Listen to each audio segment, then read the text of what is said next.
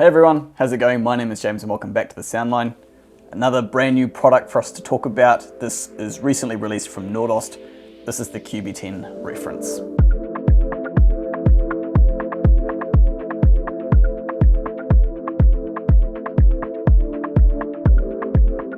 So what this is Nordost's new top of the line power distribution system that they have come out with. It is significantly above the QB8 Mark III that they only recently released, and the QB8 Mark III was significantly better than the QB8 Mark II. So this is one whopping great power distribution system and it sounds phenomenal. I'll talk about the sound in a minute, but first, this actually has some features to talk about. It's got some cool little toys built in. QB10 reference, so this is a 10 outlet power distribution system. And reference because it's their new top of the line distribution system, and it kind of goes along with their reference range of cables like the Valhalla, the Odin Gold, and all that sort of thing. It's a serious piece of kit. So in terms of features, this is not just simply a multi-way outlet board. It actually has some toys built in. It's got 2 of Nordost's new Q signs and 2 of Nordost's Q waves built in. It has a Nordost Q point built in, and it is sitting on Nordost's sort foot isolation systems, which are also levelable. So I can actually spin this down and level this, which is kind of cool. If you have it on an uneven surface, you can level that out. So the feet, 2 Q signs, 2 Q waves, and a Q point, which is one of these guys. This has one of these built in.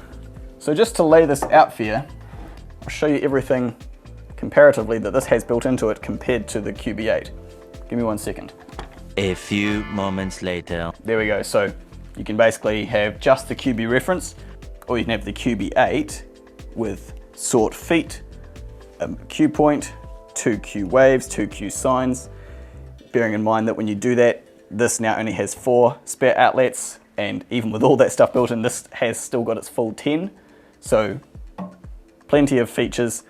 We did a direct comparison between these systems, comparing the QB10 with all of its bells and whistles to the QB8 with all those bells and whistles added on.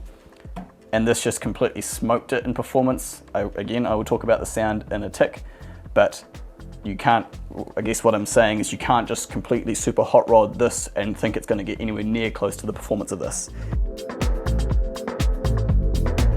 So these 2 buttons on the front here that light up and change colors, the idea with these is that on the back of the unit here, you've got 10 outlets, right? So you can consider them as 2 banks of outlets, 2 banks of 5. This is for one bank of 5 outlets, this is for another one. Depending on how many times you hit this button and what color you leave that glowing on, tells you what you have and haven't activated in terms of Q signs and Q waves. The default setting when you first plug it into power is that they are both off completely. Each bank can be set to have just a Q sign, just a Q wave, both the Q sign and the Q wave on, or neither of them on. We love the sound that the Q signs and Q waves make. We think it's a big improvement, so whenever we use this system, they're pretty much all going to be on permanently. But Nordost thought to add the feature in there in case some people want to be able to chop and choose between what they do and don't have activated. And the Q point is apparently just on all the time. You can't turn that off. I don't think that really matters. I know how good this sounds. I don't think the Q point's bringing it down in any way. But yeah, they gave you the ability to choose what you did and didn't want to have turned onto there. The other feature that only this system lets you do that you could never do with a QB8 is a dual primary earth setup. So if you've had a QB8, you know that there is a dedicated primary earth outlet on there for your preamplifier or your integrated amplifier or your home theater processor. This has that as well. It has got marked on here primary earth for this one here. But underneath this, there is a little cap that you can remove with a switch beneath it that allows you to activate a second primary earth. And then the 6th outlet, the one right next to the main primary, becomes a second primary earth. The reason you have that there, most people aren't going to end up needing this, but the reason you have that there is if you happen to have a situation where you have both a home theater system and a hi-fi system in the same room, and they're both running off the same power system, you always want your preamp or your integrated or your home theater processor to be on the primary earth. So if you happen to have two hi-fi systems completely, or you happen to have a home theater and a hi-fi system that are interconnected, that allows you to have your preamp and your home theater processor both on the primary earths. Okay, so in terms of sound, what does it do to the sound of the system? So we use this on the system that I've got here in the showroom behind me at the moment, which is an Accuphase preamplifier, power amplifier, and SA/CD player on some Sonos Faber Homage Serafinos. Very lovely system. So we compared it to the QB8 Mark III with the 4 Q sines and Q waves and the feet and everything loaded onto it. So we were trying to sort of match the feature set. So this with all of its bells and whistles versus that board with all those bells and whistles added on. And even with all those bells and whistles added on, this just completely smoked it. The soundstage and opened up tremendously. The noise floor dropped tremendously.